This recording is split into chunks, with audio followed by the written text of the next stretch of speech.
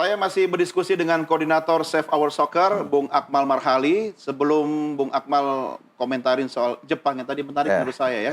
Kita lihat dulu pernyataan dari Wakil Ketua Komisi 10 DPR RI terkait dengan pewarganegaraan Kevin Dix berikut ini. Memutuskan menyetujui rekomendasi kewarganegaraan Republik Indonesia atas nama Saudara Kevin Dix, Saudari Noah Johanna Christina Cornelia Leatomu, dan Saudari Estela Raguel Loupati dengan catatan sebagai berikut. Pertama, naturalisasi terhadap olahragawan harus dilakukan dengan mempertimbangkan kebutuhan strategis, komitmen olahragawan, naturalisasi, kriteria yang jelas dan transparan, pembibitan dan pembinaan jangka panjang, dukungan bagi regenerasi pemain, dan evaluasi yang berkelanjutan. Kedua, mendesak pemerintah dan PSSI untuk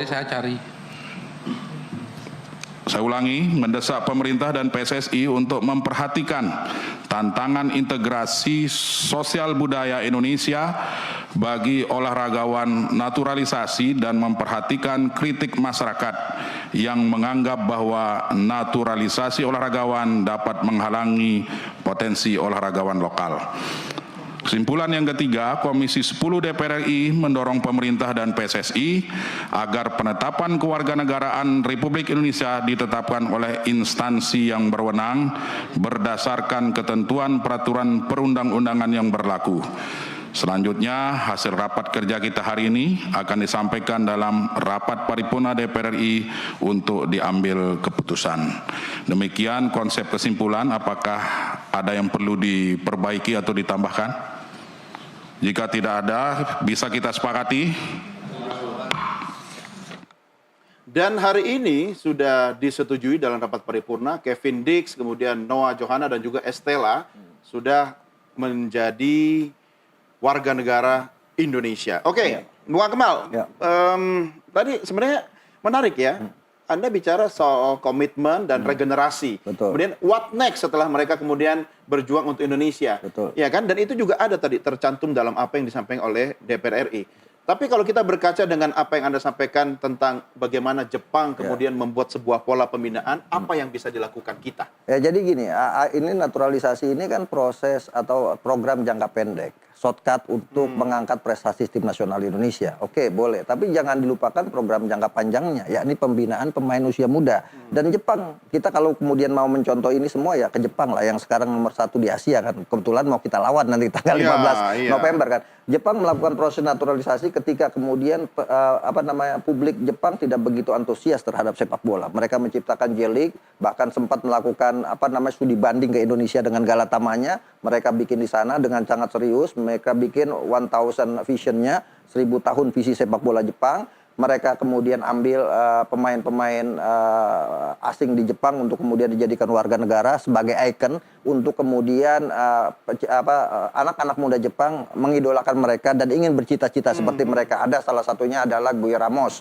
Kemudian juga Wagner Lopez yang sekarang jadi pelatih PSS Sleman yang kemudian diistirahatkan atau dipecat ya. Itu pemain-pemain pertama yang dinaturalisasi oleh Jepang dan kemudian mengantarkan Jepang lolos pertama kali ke Piala Dunia 1998. Ketika itu kemudian Jepang melahirkan Kazuyoshi Miura. Tapi Kazuyoshi Miura dikirim ke Italia kemudian tidak sukses. Tapi Jepang kemudian terus membangun sepak bola usia mudanya lewat kampus-kampus, lewat sekolah-sekolah dasar, university dan sebagainya, di kampung-kampung dan sebagainya dengan infrastruktur yang jelas. Akhirnya kemudian muncul Hidetoshi Nakata. Dari Nakata inilah kemudian program-program Jepang akhirnya melahirkan sekarang banyak pemain-pemain Jepang di mana-mana kan, ada Mitoma, ada kemudian Kubo dan sebagainya yang sekarang mayoritas pemain Jepang menjadi lirikan klub-klub di Eropa gitu. Artinya ini yang harus dilakukan oleh Indonesia. Kenapa? Karena ini bangunan mewah yang sedang dibangun. Kalau pondasinya tidak kuat di bawah, maka kemungkinan akan runtuh dengan sangat cepat. Kenapa? Karena usia pemain bola itu terbatas. Iya kan? Nah, ketika satu, usia pemain bola terbatas, yang kedua, umur pelatih juga terbatas. Tidak selamanya Sintayong melatih tim nasional Indonesia. Nah, misal sewaktu-waktu ada kegagalan yang terjadi dan Sintayong misalnya dipecat, maka akan ada perubahan paradigma dari pelatih baru. Sebagai saya contoh, ketika eranya Luis Mia, menjadi pilihan Sintayong adalah Alberto Gonçalves, Stefano Lillipali.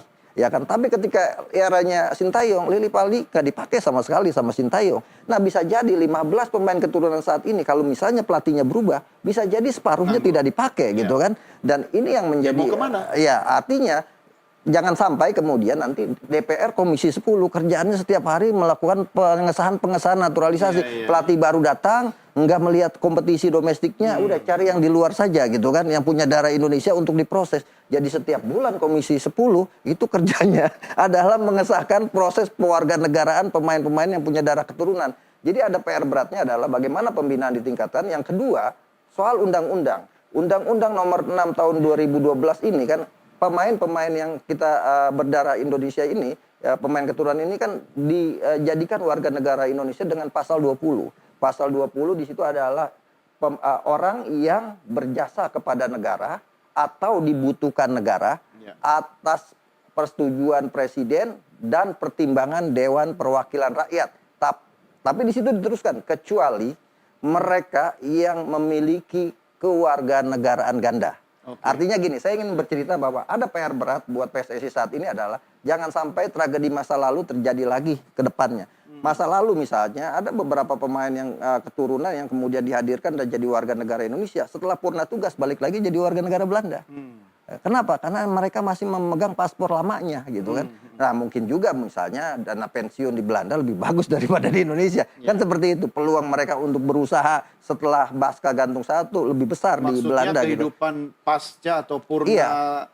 Ya artinya kan tugas jangan itu tidak artinya jangan sampai kemudian yang sekarang saat ini ada gitu kan. Setelah purna tugas mereka kembali lagi gitu kan. Karena mereka hanya ingin menyelesaikan karirnya sebagai pemain nasionalis sebuah negara untuk menjaga karirnya jangan sampai ya. Profesional begitu kan? Ya, tapi kan ini kan dalam konteks nasionalisme gitu kan. Bahkan saya berpikir udah waktunya misalnya pemain-pemain bukan cuma sepak bola ya, siapa saja yang kemudian jadi warga negara ya kayak di Korea Selatan diwajibkan wajib militer dulu, ikut penataran P4 lah. Sehingga kemudian mereka mengerti tentang falsafah Indonesianya gitu. Bahwa Indonesia misalnya tidak mengenal dua kewarganegaraan.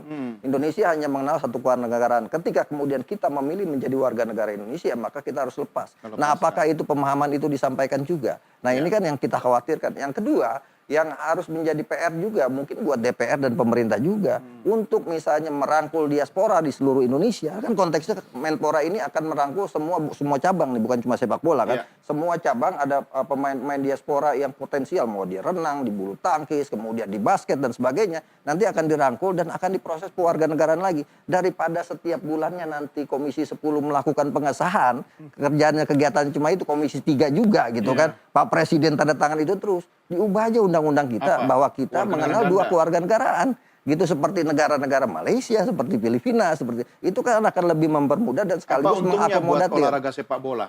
Bukan cuma sepak bola kan ini kan konteksnya kan nanti kan Kemenpora akan melakukan ini semua, bahkan Kemenpora itu punya deputi khusus diaspora yang kemudian mencatat dan mendaftar potensi-potensi atlet di berbagai bidang, di berbagai cabang yang potensial yang ada di luar negeri gitu. Artinya kan daripada sulit misalnya ini kan lebih baik undang-undang diubah. Saya ingin mengatakan gini, ada problem besar yang pernah kita rasakan misalnya ketika 2016 Pak Archandra Tahar diangkat jadi Menteri BUMN. Gitu. Dia orang Padang, ibunya orang Padang, ayahnya orang Padang, kakek neneknya, buyutnya semua orang Padang. Tapi kemudian kebentur karena dia punya paspor Amerika, ya kan? Bupati Rojo Ulu di Nusa Tenggara Timur, Orient Patriot.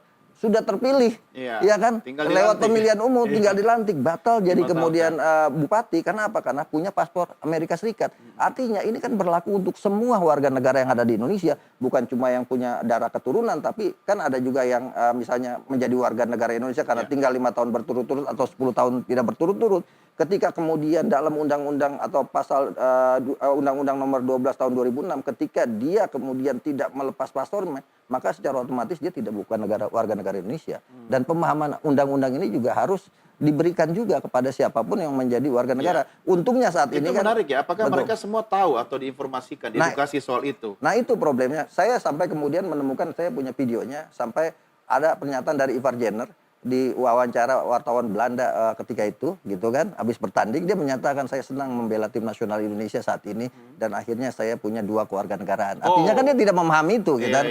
Nah, kita tidak tahu apakah kemudian dia diberikan pemahaman itu atau tidak. Nah, ini hal-hal yang semacam ini kan Saya lebih kepada penegakan undang-undang. Artinya untuk pindah warga negara itu kan hak asasi setiap manusia.